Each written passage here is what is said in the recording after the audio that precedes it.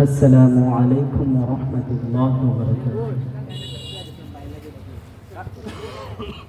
إن الحمد لله الأكرم الذي خلق الإنسان وكرم وعلمه من البيان ما لم يعلم، فسبحان الذي لا يحصى امتنانه باللسان ولا بالقلم. نشهد أن لا إله إلا الله وحده لا شريك له، ونشهد أن سيدنا وسندنا وحبيبنا وطبيب أرواحنا محمدا عبد الله ورسوله، الذي أرسله بالحق بشيرا ونذيرا وداعيا إلى الله بإذنه وسراجا وقمرا منيرا. أما بعد، فقد قال الله تعالى في كلامه المجيد وفرقانه الحميد: أعوذ بالله من الشيطان الرجيم. بسم الله الرحمن الرحيم. إن الله وملائكته يصلون على النبي يا أيها الذين آمنوا صلوا عليه وسلموا تسليما. اللهم صل على محمد وعلى آل محمد كما صليت على إبراهيم وعلى آل إبراهيم إنك حميد مجيد. اللهم بارك على محمد وعلى آل محمد كما باركت على إبراهيم وعلى آل إبراهيم إنك حميد مجيد. ربي زدني علما، ربي زدني علما، رب اشرح لي صدري ويسر لي أمري واحلل عقدة من لساني يفقه قولي. سبحانك لا علم لنا إلا ما علمتنا إنك أنت العليم الحكيم. الحمد لله। বাংলাদেশের ঐতিহ্যবাহী সুনামগঞ্জ জেলার দরাবাজার উপজেলার বাংলাবাজার ইউনিয়নের আওতাধীন উত্তর স্তঙ্গেরগাঁও কলেজপাড়া পাঞ্জাগানা মসজিদের উদ্যোগে আয়োজিত আজকের এই দ্বিতীয় বার্ষিক তাফসিরুল কুরআন মাহফিল।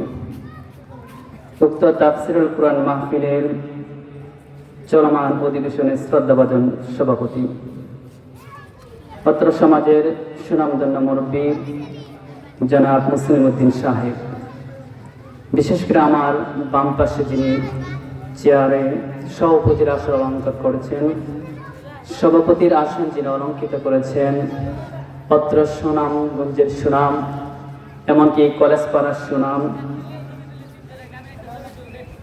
বিশেষ করে আজকের আমাদের এই তাফসিরুল কুরআন মাহফিলের আজকের এই মাহফিলটাকে মনোমুগ্ধকর করতে যে ইসলামিক সঙ্গীত পরিবেশনায় যে আয়োজন করা হয়েছে বা সঙ্গীত শিল্পী যিনারা আছেন, মহানগর শিল্পী গোষ্ঠী সিলেটের সম্মানিত সিলেট মহানগর শিল্পী গোষ্ঠীর সম্মানিত পরিচালক ইঞ্জিনিয়ার আর.এইচ. রাসেল ভাই, আতাল্লাহু উমরাহু ওয়া বারাকাল্লাহু ফি হায়াতি। আল্লাহ তাআলা যেন আজকের চলমান অধিবেশনের উভয় সভাপতিকে ইসলামের জন্য কবুল করেন, আমরা সবাই বলে আমিন। বিশেষ করে আজকের মাহফিলের সম্মানিত পুস্টার উল্লেখিত সভাপতি এবং আজকের মাহফিলের সম্মানিত প্রধান অতিথি, সুদূর উত্তরবঙ্গ রাজশাহী পাবনা থেকে আগত যিনি আমাদের মাঝে উপস্থিত হবেন, তিনি আমাদের মঞ্চে যত সময় উপস্থিত হবেন রাস্তায় আছেন। জাতীয় পর্যায়ে ইসলামী সঙ্গীতে পুরস্কারপ্রাপ্ত সঙ্গীত শিল্পী, সমুদ্র কণ্ঠস্বর, বিশিষ্ট ইসলামী চিন্তাবিদ ও মিডিয়া ব্যক্তিত্ব হযরত মাওলানা জুবায়ের হোসেন সাহেব পাবনা, ইসলামী আলোচক, দেশ টিভি ঢাকা। প্রধান বক্তা যিনি আছেন আমার শ্রদ্ধাভাজন উস্তাদ, আন্তর্জাতিক খ্যাতিসম্পন্ন মুফাসসির কোরআন হযরত মাওলানা আব্দুল সত্তার সাহেব, ভাইস প্রিন্সিপাল কলাউড়া দারুস সুন্নাত কাসিমিয়া ফাজিল ডিগ্রি মাদ্রাসা। আরও উপস্থিত থাকবেন হযরত মাওলানা সিরাজুল ইসলাম সাহেব। এই জায়গায় যতজন পুস্টার উল্লেখ করা আছে সকলে আমার উস্তাদ, আমার মাথার তাজ। আমি একজন আল্লাহর ঘর নগণ্য বান্দা, পাপী বান্দা, ইলম কালাম বলতে কিচ্ছু নাই, আপনাদের মাঝে আসলাম আপনাদের কাছে দোয়া প্রার্থী। আল্লাহ পাক যেন আমার এই জবান দিয়ে কোরআনের হক কথাগুলো সঠিকভাবে তোলার দ্বারা তৌফিক দান করেন বলে আমিন।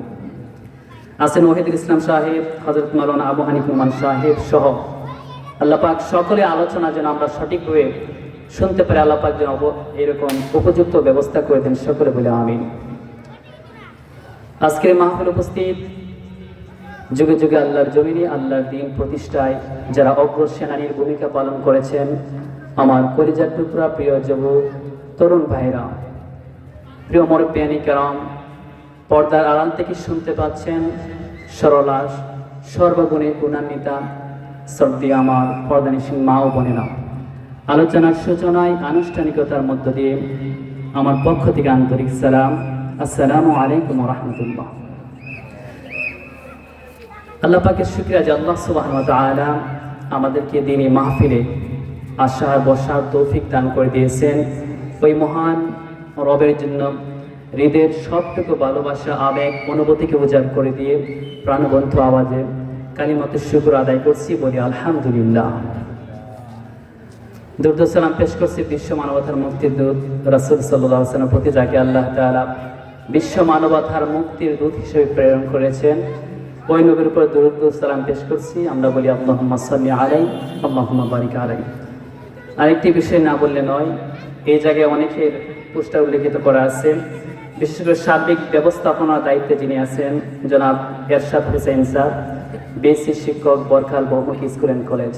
তার পাশাপাশি অনেকেই আমাদের সমাজের এবং প্রবাস থেকে মাহফিলের জন্য সাহায্য সহযোগিতার হাত বাড়িয়ে দিয়েছেন। প্রবাস থেকে একজনের কথা না বললেই নয়, আসলে এই বৎসর ওনাকে খুব আমরা স্মরণ করছি, জনাব নাজিম উদ্দিন আঙ্কেল। তিনি প্রবাস থেকে আমার বিকাশ নাম্বারে প্রায় 15,000 টাকা পাঠিয়েছেন মাহফিলের জন্য। তিনি খুব অসুস্থ, দোয়া চেয়েছেন, আপনারা দোয়া করবেন। এরপর পোস্টার, ব্যানার যা কিছু আছে সব কিছু যিনি সহযোগিতা করেছেন বিভিন্ন কাজের মধ্যে, অত্র সমাজের যুবক আরকে টেলিকমের সম্মানিত প্রোপাইটর খলিলুর রহমান খলিল ভাই, এছাড়া আরও অনেকেই। আল্লাহ পাক যেন সবাইকে দিনের জন্য কবুল করেন, আমরা সবাই বলে আমিন। আমি আলোচনা শুরু করতে যাচ্ছি, তার পাশাপাশি এলাকার মুরব্বিয়ানে কেরাম এবং যুবক ভাইদেরকে বলব, আপনারা চলে আসুন। বর্তমান যুগে যুবকরা কি চায় আমি এটা ভালো করে জানা আছে। ইনশাআল্লাহ আপনাদের খোরাক দেব, ইনশাআল্লাহ, শুধু দোয়া করবেন। তো আপনাদেরকে বলছি, আপনারা অযথা সময় নষ্ট না করে মাহফিলে চলে আসুন। একটু পর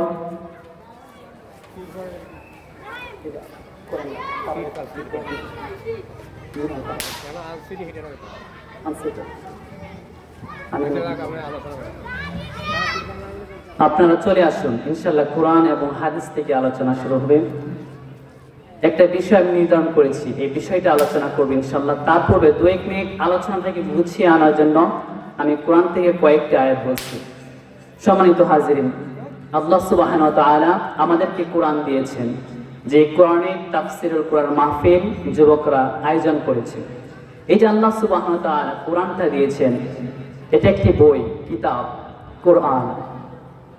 আমরা জানি পৃথিবীতে যত লেখক, যত কবি থাকুক না কেন, যত কবিতা লিখে, যত গল্প লিখে, বই লিখে, বইয়ের প্রথম শেষের দিক দিয়ে দেখবেন লিখে আসছে যে উল্লেখিত অংশে যদি কোনো ভুল ত্রুটি থাকে জানিয়ে দিবেন ইনশাল্লাহ। আগামীতে যে সময় আবার পুনরায় এটাকে সংশোধন করার নিয়ত নিব, ওই সময় আমরা এটাকে সংশোধন করবো, এটা বলে দিন। কিন্তু আল্লাহ সুবহানাহু ওয়া তাআলা এমন একটি কোরআন আমাদেরকে দিয়েছেন যেটার প্রথমে বলে দিয়েছেন এই কোরআনের মধ্যে কোনো সন্দেহ নাই। সন্দেহ থাকবে তো দূরের কথা, সন্দেহের কোনো অবকাশ পর্যন্ত নাই। আমার বাইরাম, আল্লাহ সুবহানাহু ওয়া তাআলা কোরআন কারীমের মধ্যে বলছেন, আমরা যদি কি প্রশ্ন করি, ও কোরআন, এই যে তোমাকে আল্লাহ পাক রব্বুল আলামিন আমাদের কাছে পাঠিয়েছেন, এখন কোরআন জানতে চাই তোমার মধ্যে কোনো সন্দেহ আছে নাকি, তুমি আমাদেরকে বলে দাও। কোরআন এবার তার ভাষায় জবাব দিয়ে বলে, যালিকাল কিতাবু লা রাইবা ফীহি হুদাল লিল মুত্তাকিন। আল্লাহ তাআলা বলেন, এই কোরআন আমি আল্লাহ নাজিল করেছি, এর মধ্যে কোনো সন্দেহ নাই, সন্দেহের কোনো অবকাশ নাই। সন্দেহ থাকবে দূরের কথা, সন্দেহ করার মতো কোনো সন্দেহ তৈরি হবে না, এমন একটি কোরআন আমি আল্লাহ তোমাদের কাছে পাঠিয়েছি। এবার আমরা যদি বলি কোরআন ঠিক আছে, না হয় বুঝলাম, তোমার মধ্যে কোনো সন্দেহ নাই। এখন যে কোরআন জানতে চাই, এই যে আমরা এই মাহফিলে আসলাম, আমাদের প্রত্যেকের বাড়ি আছেন, কিন্তু কোরআন তোমার বাড়ি কোথায়, আমাদেরকে জবাব দিয়ে দাও। কোরআন এবার তার ভাষায় জবাব দিয়ে বলেন, আল্লাহ পাক রব্বুল আলামিন কোরআনের মধ্যে বলে দিয়েছেন 85 নম্বর সূরা, সূরা বুরুজের মধ্যে ভিতর 21-22 নম্বর আয়াতের মধ্যে আল্লাহ তাআলা বলেন, বাল হুয়া কুরআনুম মাজিদ ফি লাউহিম মাহফুজ। আল্লাহ পাক রব্বুল আলামিন কোরআনের মধ্যে জবাব দিলেন। কোরআন এবার আমাদেরকে ডাক দিয়ে বলেন, হ্যাঁ অবশ্যই আমার বাড়ি আছে, আমার বাড়ি তোমাদের বাড়ির মতো কোনো বাড়ি নয়, পৃথিবীর মধ্যে আমার বাড়ি না, আমার বাড়ি হচ্ছে আরশে আজিম, 7 আসমান পাড়ি দিয়ে আরশে আজিম লাহ মাহফুজে আমার বাড়ি। সুবহানাল্লাহ। আমার বন্ধুগণ, তার মানে কোরআনের বাড়ি আছে। এক এক করে কোরআন আমাদেরকে জবাব দিচ্ছে। এবার যদি বলি কোরআন, এই যে তুমি দুনিয়াতে আসলাম, রাতের বেলা আসলা নাকি দিনের বেলায় আসছো, আমাদেরকে জবাব দিয়ে দাও। এবার কোরআন আমাদেরকে জবাব দিয়ে বলেন, ইন্না আনজালনাহু ফি লাইলাতিল কদর ওয়া মা আদরাকা মা লাইলাতুল কদর। আমি কোরআন দিনের বেলা আসে নাই, রাতের বেলা, সবাই কদরের রাত্রে তোমাদের মাঝে এসেছি। এবার যদি প্রশ্ন করি কোরআন, এই যে তোমার কাছে এক এক করে সমস্ত কিছুর জবাব পাচ্ছি কোরআন, এবার বলতে চাই তোমার ক্ষমতা কতটুকু, তুমি আমাদেরকে জানিয়ে দাও। এবার কোরআন তার ভাষায় আমাদেরকে জবাব দিয়ে বলছেন, লাউ আনজালনা হাদাল কুরআন আলা জাবালিন লারাআইতাহু খাশিআন মুতাসাদ্দিআন মিন খাশিয়াতিল্লাহ। কোরআন বলেন, আমি যদি আল্লাহ তাআলা বলেন, আমি যদি এই কোরআনটাকে আসমানে যদি পাহাড়ের উপর নাজিল করতাম, মানুষের কাছে না নাজিল করে পাহাড়ের উপর নাজিল করতাম, তাহলে পাহাড় আল্লাহর কোরআনের ভয়ে, আল্লাহর কোরআনের ওজনে পেটে চূর্ণ বিচূর্ণ হয়ে মাটির সঙ্গে মিশে যেত। বলে সুবহানাল্লাহ। এবার যদি প্রশ্ন করি কোরআন, এবার না হয় জানতে পারলাম তোমার ক্ষমতা অনেক বেশি। এবার যদি কোরআন আমরা জানতে চাই, তোমাকে দিয়ে যদি ব্যক্তি, পরিবার, সমাজ, রাষ্ট্র পরিচালনা করি, এবার আমাদের কি হবে তুমি বলে দাও। কোরআন এবার ডাক দিয়ে বলে, ফামান তাবিআ হুদায়া ফালা খাউফুন আলাইহিম ওয়ালা হুম ইয়াহজানুন। কোরআন বলছে, আমাকে যদি যে ব্যক্তি, পরিবার, সমাজ, রাষ্ট্র পরিচালনা করা হয়, এই সমাজের মধ্যে যারা আমাকে দিয়ে পরিচালনা করবে জীবন, তাদের কোনো ভয় নাই, চিন্তা নাই, হতাশা নাই। বলি সুবহানাল্লাহ। তার মানে বুঝতে পারলাম কোরআন দিয়ে যদি ব্যক্তি, পরিবার, সমাজ, রাষ্ট্র পরিচালনা করি, তাহলে এই পৃথিবীতে ভয় থাকবে না, চিন্তা থাকবে না, অভাব অনটন কিছুই থাকবে না। আল্লাহ সুবহানাহু ওয়া তাআলা এই কোরআনের মাধ্যমে আমার আপনার জীবনটাকে উজালা করে দিবেন, বলি সুবহানাল্লাহ। কিন্তু বন্ধুগণ, দুঃখজনক হলেও সত্য, এই যে আল্লাহ তাআলা কোরআন আমাদের হেদায়েতের জন্য নাজিল করেছেন, আমাদের পথ প্রদর্শন, দিক নির্দেশনার জন্য কোরআনটা দিয়েছেন। কিন্তু অনেকে আছে কোরআনটা নিজেও মানে না, অন্যদেরকেও মানার জন্য মানতে দেয় না, মানার কোনো সুযোগ দেয় না। সে মুসলমান হোক কিন্তু বা অন্য ধর্মের হোক। আপনারা কিছুদিন পূর্বে বলে দেখেছেন একজন হিন্দু, নাম তার অপূর্ব পাল, অপূর্ব পাল নামে সম্ভবত এমন হবে, একজন হিন্দু, যদিও বলা হচ্ছে সে হিন্দু নয়, মুসলমান হয়েছে। আমার কথা হলো, হিন্দু হোক মুসলমান হোক, যেই কোরআনের বিরুদ্ধে লাগবে, যে কোরআনের অবমাননা করবে, আমরা কাউকে সাথ দেব না, ইনশাআল্লাহ বলি। এবার বন্ধুগণ, যুবকদেরকে বলছি তোমরা চলে আসো, আমি আলোচনা শুরু করছি ইনশাআল্লাহ। খুব চমৎকার আলোচনার সামনে আছে। তো এই যে আমরা এই দেশের মধ্যে 96% মুসলমান, এই দেশের মধ্যে মুসলমান থাকার পরও কোরআনের অবমাননা করে, কোরআনটাকে হাতে নিয়ে আগুন ধরিয়ে পুড়িয়ে দেয়, এটা আমাদের কলেজে আগুন লাগে না? যার অন্তরের মধ্যে সরিষা পরিমাণ ঈমান আছে, অবশ্যই তার কলেজের মধ্যে আগুন লাগবে। অতএব সে মুসলমান হোক কিংবা হিন্দু হোক, যে আল্লাহর কোরআনের বিরুদ্ধে কথা বলবে, আমরা তাদেরকে জানিয়ে দিতে চাই, তোমাদের অবশ্যই জানা আছে বাংলাদেশ শাহজালালের দেশ, বাংলাদেশ শাহপরানের দেশ, বাংলাদেশ বীর তিতুমিরের দেশ, বাংলাদেশ হাজার হাজার আলেম উলামার দেশ।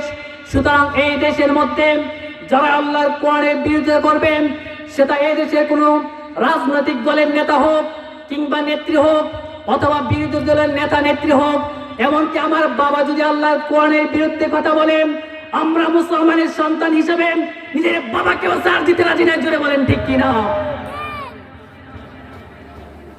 প্রিয় বন্ধুগণ, যেই কোরআনের বিরুদ্ধে কথা বলে আমরা কাউকে ছাড় দেব না। সেটা আমার নিজের বাবা যদি আল্লাহর কোরআনের বিরুদ্ধে কথা বলে, অবশ্যই আমাকে ওই জায়গায় ডাল হিসাবে দাঁড়াতে হবে, কোনো পরোয়া করা যাবে না, কোনো ব্যক্তি অথবা কোনো বংশধারাকে বিবেচনা করা হবে না। বুঝতে হবে আল্লাহ পাক দিয়েছেন কোরআন, এটা আমি মানবো, এটা আমার একদম জান্নাত পর্যন্ত নিয়ে যাওয়ার সবচেয়ে বড় ভূমিকা পালন করবে এই কোরআন। অতএব আমার সামনে আমার আল্লাহর পক্ষ থেকে পাওয়া কোরআনকে অপমান করবে, আমরা কাউকে ছাড় দিতে পারি না। এই জন্য বন্ধুগণ, অনেক কথা আছে, আস্তে আস্তে বলছি। তাই আমি বলতেছিলাম, অনেকে নিজে আল্লাহ মানে না, আরেকজন মানব এটাও সে সহ্য করতে পারে না। উদাহরণ দেখেন, বাস্তব উদাহরণ, গত আগস্ট মাসের 24 তারিখ ঢাকা এক কলেজ থেকে 22 জন শিক্ষার্থী মহিলারা পর্দার বিধান পালন করবেন, এটা আল্লাহ কোরআনের মধ্যে বলে দিয়েছেন, ওয়াকারনা ফি বুয়ুতিকুন্না ওয়ালা তাবাররাজনা তাবাররুজাল জাহিলিয়াতিল উলা। আল্লাহ তাআলা বলেন, নারীরা তোমরা পর্দার মধ্যে থাকো, বাইরে যেতে গেলে তোমাদের রূপ সৌন্দর্য প্রদর্শন করে বের হবে না। তার মানে এটা আল্লাহ পাকের আদেশ। কিন্তু 22 জন শিক্ষার্থী বোরকা পরিধান করে কলেজের মধ্যে প্রবেশ করেছে। একজন মহিলা শিক্ষিকা ওই 22 জন শিক্ষার্থীকে ক্লাসরুম থেকে অপমান করে বের করে দিয়েছে। শুধু তাই নয়, কয়েক বছর পূর্বে ঢাকা বিশ্ববিদ্যালয়ের আজিজুর রহমান নামে একজন প্রফেসর, নাবিলা ইকবাল নামে একজন ছাত্রী বোরকা পরে কলেজের বিশ্ববিদ্যালয়ের মধ্যে প্রবেশ করেছে।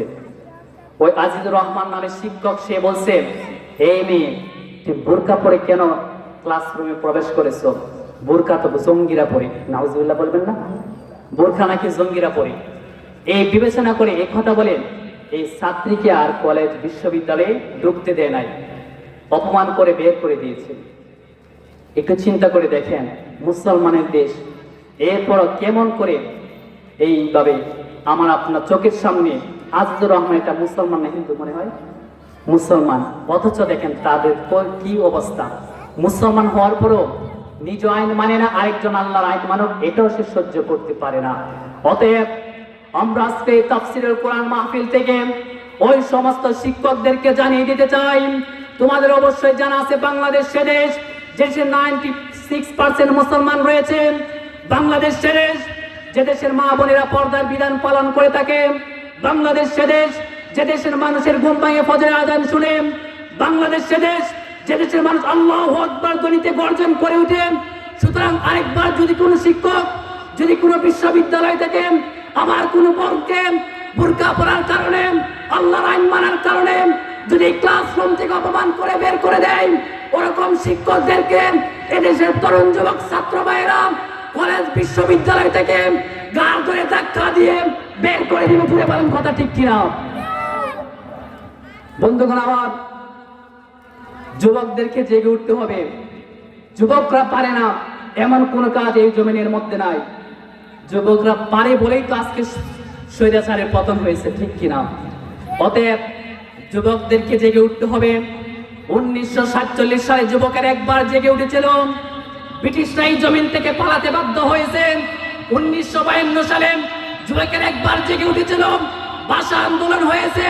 1971 সালে যুবকের একবার জেগে উঠেছিল, বাংলাদেশ স্বাধীন হয়েছে। 2024 সালে যুবকেরা জেগে উঠেছে, স্বৈরাচার বাংলার জমিন থেকে মামু বাড়ি দিল্লিতে গিয়ে পালাতে বাধ্য হয়েছে। সুতরাং আরেকটা গণজোয়ার তৈরি হবে। এটা কোনো নেতার পক্ষে নয়, নেত্রীর পক্ষে নয়, আল্লাহর কোরআনের রাজ কায়েমের আন্দোলন শুরু হবে। আর ওই আন্দোলনের মধ্যে যুবকদের অংশগ্রহণ করতে হবে। কোন বাতিল শক্তির চোখ রাঙানোকে পরোয়া করা যাবে না। জোরে বলেন ঠিক কিনা? প্রিয় বন্ধুরা আমার, অতএব যুবকদেরকে সোচ্চার হতে হবে। যুবকরা চাইলেই কিন্তু সম্ভব। একটু চিন্তা করে দেখেন তো, বিএনপি আন্দোলন করেছে, সরকার পতন হয় নাই। জামাত করেছে, সরকার পতন হয় নাই। কিন্তু যুবকরা জেগে উঠেছে, যারা এখনো কোটা বিরোধী আন্দোলন, এই যে কোটাকে, এটা অনেকেও জানে না, কিন্তু তারা না জেনে শরীক হয়েছে, রাজপথে আল্লাহর নামে তাকবীর দিয়েছে। আল্লাহ পাক বলছে 2041 নয়, মাত্র 45 মিনিট। কয় মিনিট? 45 মিনিট। পারলে বাগো, না হলে আর তোমার আর জীবিত থাকতে পারবা না। চাইছিল 2041 সাল, কিন্তু আল্লাহ পাক 45 মিনিট মাত্র সময় দিয়েছেন। এমন সময় দিয়েছেন নিজের রান্না করা খাবারটা পর্যন্ত খেয়ে যেতে পারে নাই। একটু চিন্তা করে দেখেন। তা মানে যুবকরা যদি জেগে উঠে, আগামীর বাংলাদেশ হবে কোরআনের বাংলাদেশ। এই যে ইফতিজিং, দর্শন, খুন, গুণ যা আছে সবকিছু দূর করা সম্ভব যদি যুবকরা একবার জেগে উঠে। কোরআনের রাজ কায়েম হবে বাংলার জমিনে। আর এই কোরআন দিয়ে যদি সবকিছু ফয়সালা করা হয়, আগামীতে কোনো সুদ করে বাংলার জমিনে খুঁজে পাওয়া যাবে না। আগামীতে কোনো ঘুষখোর বাংলার জমিনে খুঁজে পাওয়া যাবে না। আগামীতে কোনো ব্যক্তি, কোনো যুবক রাস্তাঘাটে কোনো মেয়েদের কোনাদের টানাটানি করতে পারবে না। জোর বলেন ঠিক কিনা? এই জন্য বন্ধুগণ, যুবকদেরকে জেগে উঠতে হবে। অতএব আল্লাহ পাক রব্বুল আলামিন যেন যুবকদেরকে জেগে ওঠার তৌফিক দান করেন। আমরা সবাই বলি আমিন। প্রিয় উপস্থিতি, এবার আসুন আমার মূল আলোচনার দিকে যাচ্ছি। আমি একটি বিষয় তৈরি করেছি, অত্যন্ত নতুন, ইতিপূর্বে আর কোন সময় বলি নাই। জানি না ঠিকঠাক মতো গুছিয়ে বলতে পারবো কিনা। আপনাদের কাছে দোয়া প্রার্থী, আপনারা দোয়া করবেন। আজকে এমন একটি বিষয় নিয়ে আলোচনা করব যেটা আপনারা কেউ জানেন না। এমনকি যে কারণগুলো নিয়ে আলোচনা করবে, এই কারণ সম্পর্কে আপনারা কেউ অবগত নন। এবার বলছি, একটু মনোযোগ সহকারে শুনুন। আল্লাহ সুবহানাহু ওয়া তাআলা, আগে আসুন যে বিষয়টা নিয়ে আলোচনা করব, এই বিষয় সম্পর্কে আমরা অবগত হইনি। আজকে যে বিষয়টা নিয়ে আলোচনা করব, এই বিষয়টা হচ্ছে কোন কারণে ঈমান ভেঙে যায় অথবা ঈমান ভঙ্গের কারণসমূহ। কেউ কি শুনছেন ঈমান ভঙ্গের কারণ দেখো? এই যে চাচা আছে, শ্রদ্ধাভাজন, ওই জায়গায় চাচা আছে, ভাই আছে। আমরা সবাই কি মক্তব্যে পড়ছি না? মক্তব্যে পড়ার সময় আমরা নামাজ ভঙ্গের কারণ পেয়েছি কয়টা? 19টা। তারপর ওযু ভঙ্গের কারণ, কথা বলবেন তাহলে আমি উৎসাহ পাবো। ওযু ভঙ্গের কারণ কয়টা? 7টা।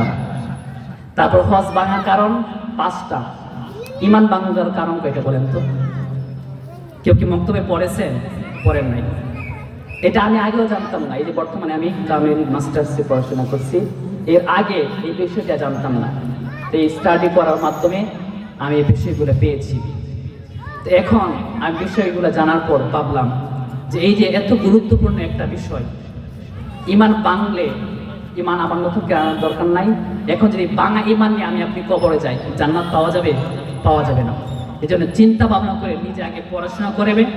এরপর আমার বক্তব্যে প্রত্যেকটা ছাত্রছাত্রীকে শিখিয়েছি, যারা কথা বলতে পারে একটাকে এখানে দাঁড় করিয়ে দেন, ঠাস ঠাস করে 10টা বলে ফেলবে। ইমান ভঙ্গের 10টা কারণ ঠাস ঠাস করে বলে ফেলবে, জানা দরকার। প্রিয় বন্ধুগণ আমার, ইমান ভঙ্গের কারণ 10টি। কয়টি বলেন তো? 10টি কারণ। আল্লাহ সুবহানাহু ওয়া তাআলা এই পৃথিবীর মধ্যে আমাকে আপনাকে যত কিছু নিয়ামত দিয়েছেন, যা কিছু দিয়েছেন, তার মধ্যে গুরুত্বপূর্ণ একটি অন্যতম কারণ হচ্ছে ইমান। মহান রবের পক্ষ থেকে পাওয়া একটি গুরুত্বপূর্ণ আমল হচ্ছে ইমান, যেটা একবার গেলে যদি কেউ এ সম্পর্কে অবগত না থাকে তাহলে কিন্তু জান্নাত তার নসিব হবে না। আমি আপনি আমল করতে যাই, ওই আল্লাহ সুবহানাহু ওয়া তাআলা ইমানটাকে আগে প্রাধান্য দিয়েছেন।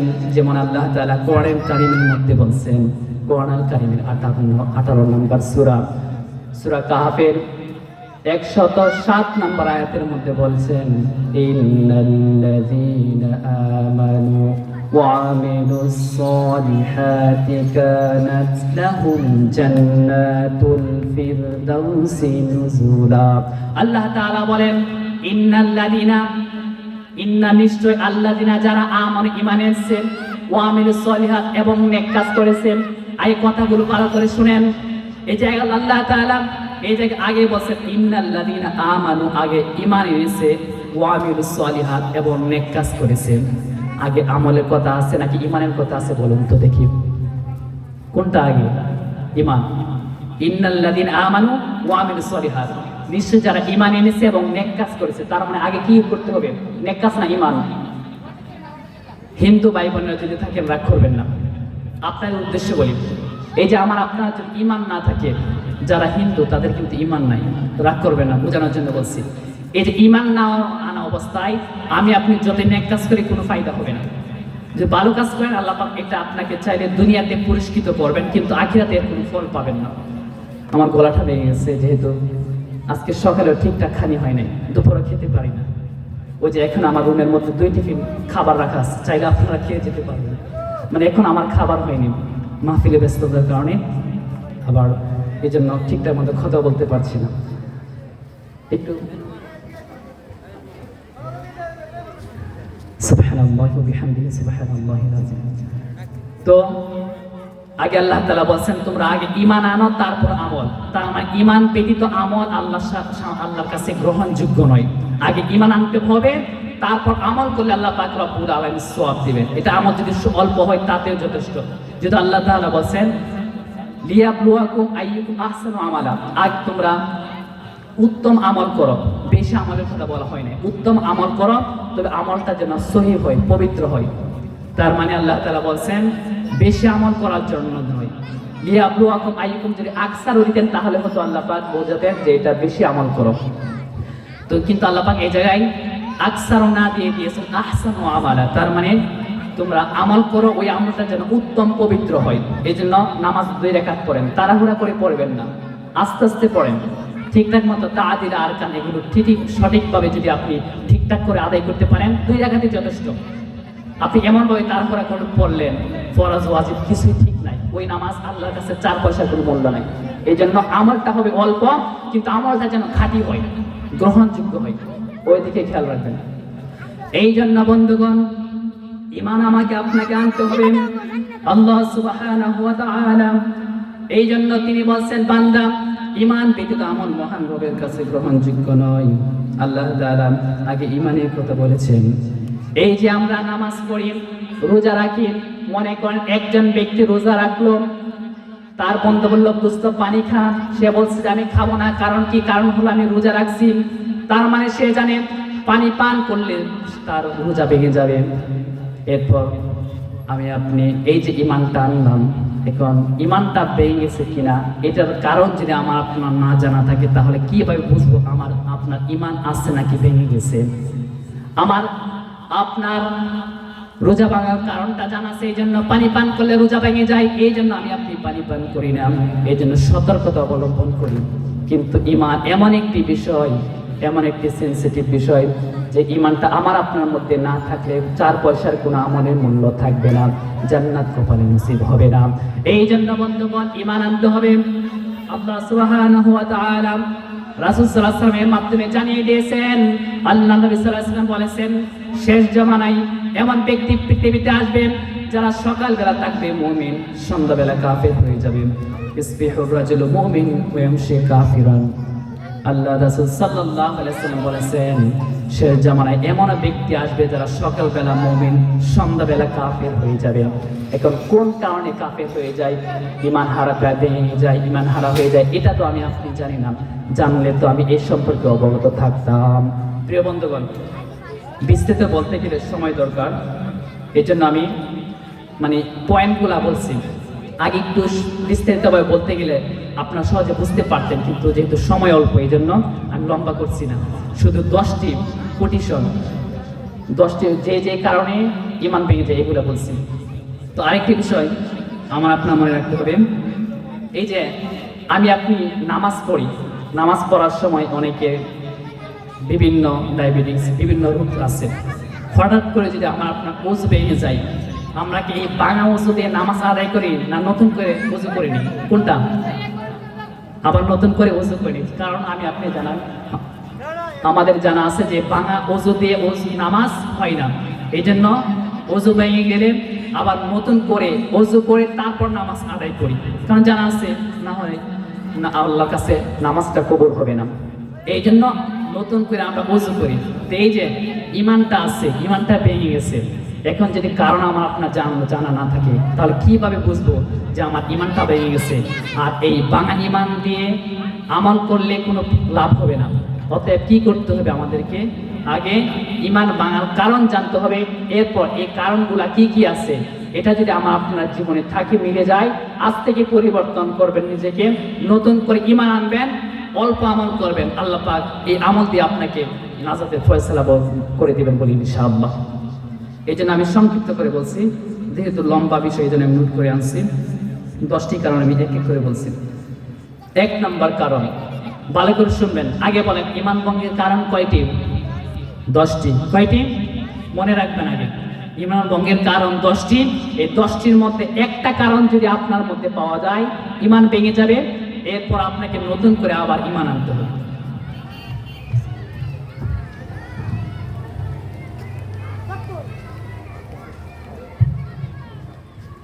তাহলে আমি শুরু করছি, অল্প সময় আছে, 10 মিনিটের মতো। এই 10 মিনিটে 10টা কারণ বলছি, শুধু কোটেশনটা বলছি। ঈমান ভঙ্গের 1 নাম্বার কারণ শিরিক করা। কি করা বলেন তো? শিরিক। তো আর যদি শিরিক করি তাহলে আমার আপনার ঈমান কি হবে? ভেঙে যাবে। আল্লাহ সুবহানাহু ওয়া তাআলা কোরআনুল কারীমের মধ্যে বলছেন, শিরিক এমন একটি পাপ, সকল পাপের বাপ, তার নাম শিরিক। একবার যদি আমার আপনার মধ্যে ঢুকে যায়, আল্লাহ পাক রব্বুল আলামিন আমার আপনার আমল গ্রহণ করবেন না, যেহেতু ঈমানটা ভেঙে গেছে। এই জন্য বন্ধুগণ, এক এক করে 10টা কারণ বলছি, সকলে মনোযোগ সহকারে শুনবেন। আল্লাহ পাক রব্বুল আলামিন কোরআনুল কারীমের 39 নম্বর সূরা, সূরা জুমারের 65 নম্বর আয়াত, আল্লাহ তাআলা বলেন, লাইন আশরাকতা লায়াহতাকান্না আমালুক। আল্লাহ পাক রব্বুল আলামিন তিনি বলছেন, যারা শিরিক করবে আমি আল্লাহ পাক রব্বুল আলামিন তার ঈমানটাকে ধ্বংস করে দেব, তার ঈমান থাকবে না। এমনকি আল্লাহ পাক রব্বুল আলামিন তাদেরকে কোনো সময় ক্ষমা করবেন না। তার বন্ধুগণ, বুঝতে পারলাম ঈমান যদি না থাকে তাহলে আল্লাহ পাক রব্বুল আলামিন আমল গ্রহণ করবেন না। শিরিক করলে ঈমানটা ভেঙে যাবে। এখন শিরিক কি? প্রশ্ন আগে একটা বোঝাই, তাহলে সহজ হবে। প্রথম কারণ হচ্ছে ঈমান ভঙ্গের 10টা কারণে 1 নম্বর কারণ হচ্ছে শিরিক করা। শিরিক মানে কি? অংশীদার। অর্থাৎ যেমন দেন, এই যে এই জায়গায় চাচা আছে, ভাই আছে, 2 জন। এখন আমার কাছে 20 টাকা আছে, চাচাকে দিলাম 10 টাকা, ভাইকে দিলাম 10 টাকা, সমান সমান হলো না? এটাকে বলা হয় শিরিক, মানে সমান। আল্লাহ যেটা পারে, বান্দা বা ব্যক্তি বস্তু এটা করতে পারে মনে করার নামে শিরিক। তবে আল্লাহ যেটা পাওয়ার যোগ্য, কোনো ব্যক্তিকে আল্লাহর আসনে বসিয়ে তাকে সেটা পাইয়ে দেওয়ার নাম হচ্ছে শিরিক। যেমন দেন, সিজদা কাকে দেব আমরা? আল্লাহকে, মসজিদে গিয়ে আমরা আল্লাহকে সিজদা দেই। এখন এই সিজদাটা যদি আল্লাহকে না দিয়ে বান্দাকে দেই তাহলে কি হলো? শিরিক। সহজে বুঝবেন। তাহলে আমি বুঝতে পারলাম আল্লাহ যেটা করতে পারে, কোনো ব্যক্তি বস্তু এটা করতে পারে মনে করার নাম শিরিক। আল্লাহ যেটা পাওয়ার যোগ্য কোনো ব্যক্তিকে ওই আসনে বসিয়ে তাকে ওইটা পাইয়ে দেওয়া, তাকে যোগ্য মনে করার নাম হচ্ছে শিরিক। এখন কয়েকটি শিরিক আমাদের সমাজে প্রচলিত আছে।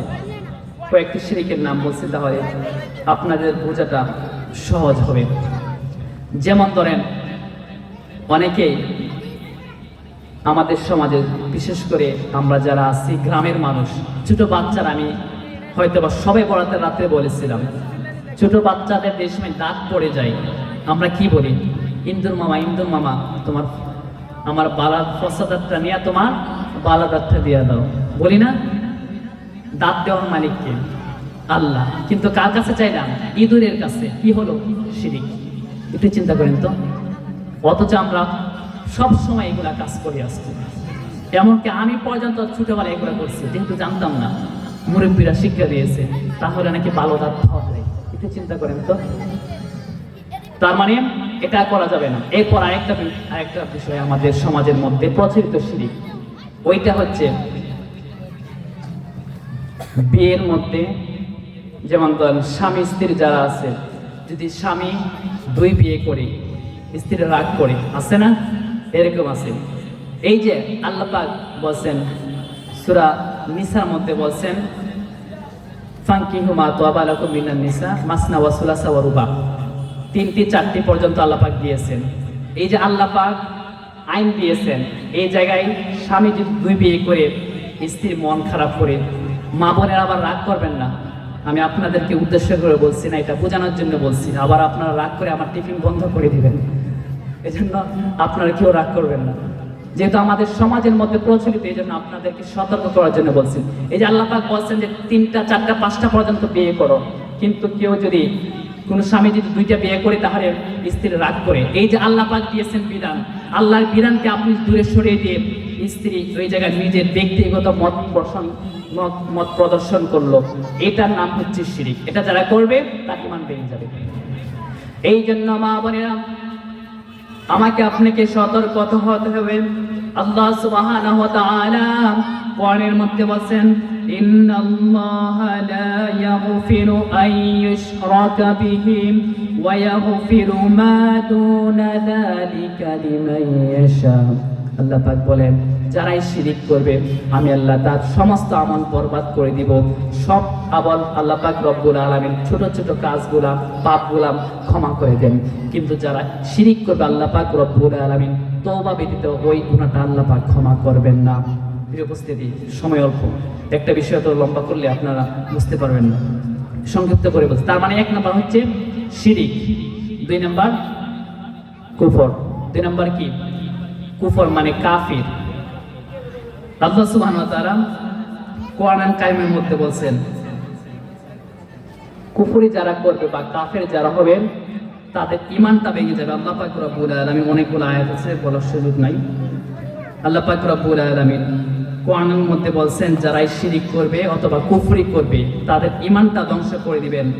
কুফর এমন একটি আইন, কুফর এমন একটি জিনিস, আল্লাহ যেটা দিয়েছেন এর বিপরীত কাজ। যেমন আল্লাহ পাক দিয়েছেন কোরআন, আমরা কোরআন পাক দিয়ে ব্যক্তি, পরিবার অথবা নেতা নেত্রীর আইন ওই জায়গায় প্রমোট করে আমরা এটাকে বাস্তবায়িত করি।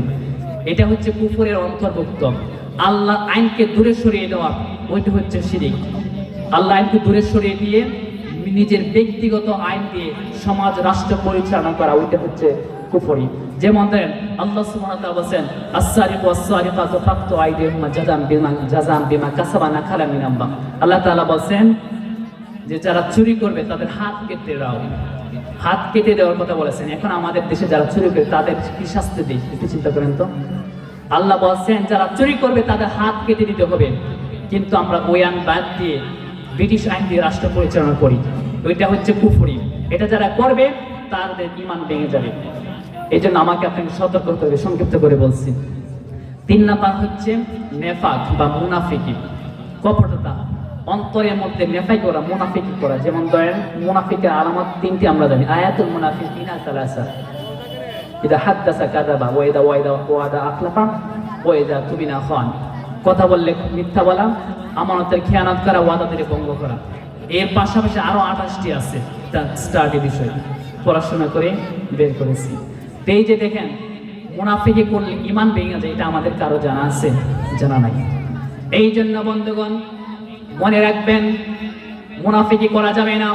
আব্দুল্লাহ বিন উবাইয়ের কথা আমাদের সকলের জানা আছে, যে ব্যক্তি লম্বা দাড়ি রেখেছিল, মাথায় টুপি পরেছিল, পরনে জুব্বা পরেছিল, আল্লাহর নবীর পিছনে জামাতে নামাজ আদায় করেছে, কিন্তু মুনাফিকের সর্দার জাহান্নামের কি। একটু চিন্তা করে দেখেন, আল্লাহর নবীর পিছনে যে নামাজ পড়ে সে তো জান্নাতি, অথচ ওই ব্যক্তি কেমন করে মুনাফিকের করে ঈমান হারা হয়ে বেঈমান হয়ে জাহান্নামে চলে গেছে। এই জন্য বন্ধুগণ আমাদেরকে বুঝতে হবে মুনাফিকি করা যাবে না। এটা যদি করি তাহলে আমি আপনি জান্নাত পাবো না। সংক্ষিপ্ত করে বলছি, তার মানে 1 নাম্বার শিরিক, 2 নাম্বার কুফর, 3 নাম্বার নেফাক, 4 নাম্বার ঈমান ভঙ্গের কারণ হচ্ছে আল্লাহ ও বান্দার মাঝে মাধ্যম তৈরি করা। যেমন ধরেন আমরা অনেকে বলি আল্লাহর কাছে ইবাদত পৌঁছাতে হলে সরাসরি পৌঁছানো যাবে না, কোনো মাধ্যম লাগবে। আল্লাহ পাক রব্বুল আলামিন কোরআন কারিমের মধ্যে বলছেন, প্রিয় বন্ধুগণ আমার সময় অল্প, এজন্য সংক্ষিপ্ত করে বলছি।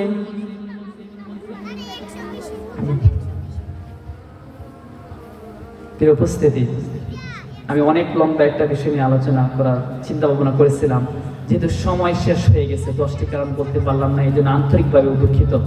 পরবর্তীতে আমি আপনাদেরকে মেসেজগুলো জানিয়ে দেবো ইনশাআল্লাহ, আপনারা জেনে দিবেন। তো আল্লাহ পাক রব্বুল আলামিন যে কারণগুলো বলছি, এই কাজগুলো আমরা যেন পরিত্যাগ করতে পারি, আল্লাহ পাক যেন তৌফিক দান করেন। আমরা সবাই বলি আমিন। ওয়া আখিরু দাওয়ানা আনিল হামদুলিল্লাহি রাব্বিল আলামিন। আসসালামু আলাইকুম ওয়া রাহমাতুল্লাহ।